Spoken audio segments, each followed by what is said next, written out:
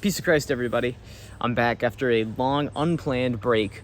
Life just got extremely busy, so I haven't really been able to post. But in this season, I think I've had the most concentration on my Bible studies, on my theological growth, on just investing in God and people and all that stuff. So it's been a good kind of busy. But today, God put on my soul to make a video like this. He actually did it a few days ago, but what happened was I encountered lots of bugs and audio glitches and stuff like that. So I have to end up shooting these videos like 3 or 4 times a piece. I've been going through a rough season, and it's a season of sacrifice. It's a season of having things taken away from me involuntarily, and sometimes God tells me, give this up, and in my obedience, I listen. And that can cause a lot of pain. Actually, a lot of the time it does cause pain. And it's even worse because I'm the one that technically caused it. And it can be very tough. But what's really been helping me, and kind of what I forgot because I was so selfish and enveloped in my own struggle and pain, is that God has come through for me before. And so I know he'll come through for me again. And I kind of forgot about that in these like early stages of this pain. But then all of a sudden, a couple days ago, he just reminded me in prayer. He just said, hey, I've come through. Remember what I've done. So I've finally realized what the solution is. And it's remember what he's done for you. You look at the Old Testament, there's a lot of instances where people will have little faith, or they'll betray God, or they'll betray the covenant. And God reminds them, hey, remember when I pulled you out of Egypt? Hey, remember when I brought you through the wilderness? And all this stuff, and the people still doubt. And so it's only natural, and God obviously knows, it's only human to doubt his promises. It's only human to forget about what he's done.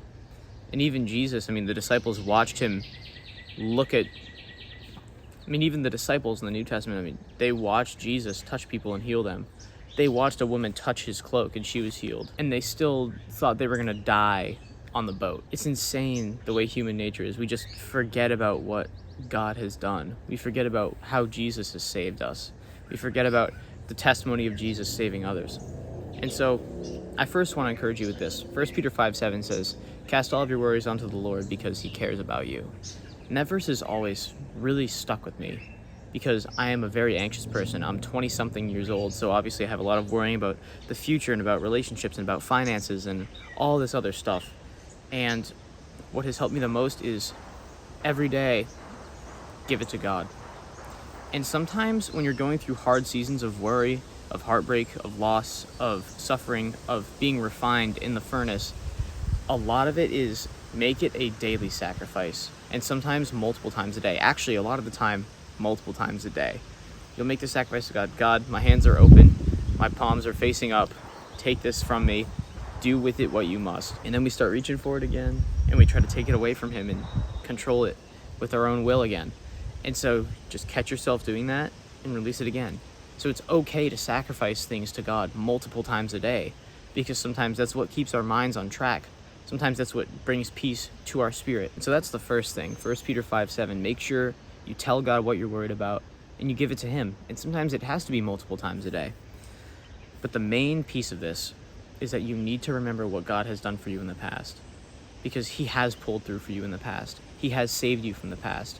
And those bad things in the past that you thought were so bad, you can look back and say, oh my gosh, thank God that happened, because without that I wouldn't be here. And I have a pretty insane testimony. I'm not going to share it in this particular video, but genuinely that is the definition of my story.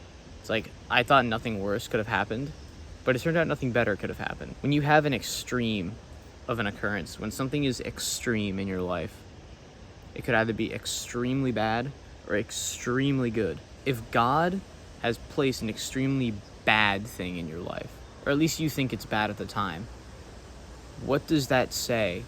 If it's extreme, then what significance does it have? If it was just a minor inconvenience, who really cares? But if it's something really bad, or something that you think is really bad, and it's extreme, that means that its impact on your life is going to be big. The question is, are you going to look towards God in the season? or are you gonna blame him for it? So I really do think that the worst things that happen to you are actually the best mechanism for growth that God can give you. And so these times of great suffering, we need to rejoice in them because things are changing, because we're being refined, because we're being formed and molded for the purpose that God has for us. Even as somebody who's like preaching it to a camera, to the internet, I so easily forget that. I so easily forget that. And a lot of the time in the day, I just catch myself like, oh, why did this happen? Why did this happen? Why did this happen? In this season and in the season 2 years ago where it happened. This time I'm prepared because I know what he did for me before. And so I know that he'll come through for me now. And also I'm handling the situation a lot differently. And I hope that you use these past experiences, even if they're not similar in a sense of like what has occurred, but more of the intensity of what occurs. And you use that as a teacher. You use that to act differently this time and to trust in God more. Because if you didn't trust God enough in the past, don't make that mistake again. Trust him again because he has come through for you. Trust him again because he has used those bad things to shape you for now. And so you are a different you than you were when you were dealing with that last problem. But God is still the same. God still comes through. I'll leave you with this little tidbit. I loved this. There was a pastor who lost his wife, and he was seen praising at the altar the next day. And people asked him, how are you doing that? He said, the earth with our mortal fleshly bodies is the only place where we can praise God in the midst of pain. And that is so true. We can only feel pain in these weak fleshly bodies. And so the only place where we can praise God from is right now, where we can feel pain, because with our new bodies, in the life after this one, there is no pain, there is no suffering, there is no death. So you will never suffer, but now you can. And so this is the testing ground. This is the test of, do you trust God? Do you place it in his hands? Do you behave in a way that loves God and people, even when it seems like people don't love you, or even when you are hurt by something or somebody? This is the real trial ground.